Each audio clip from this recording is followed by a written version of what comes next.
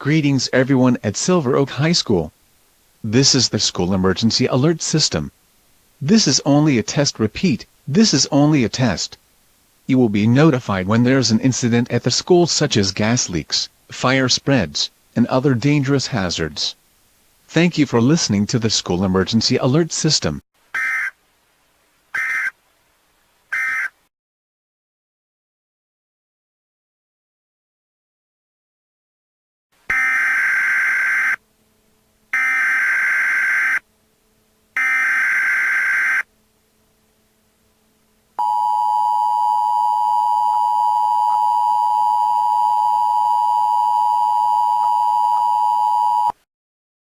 This message is transmitted at the request of the Silver Oak High School. This is not a test. This is a real emergency.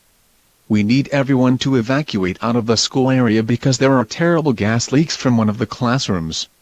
The reports shown that it came from a science classroom where a research experiment gone wrong. All students, teachers, and staff are advised to stay away from the outside of the school.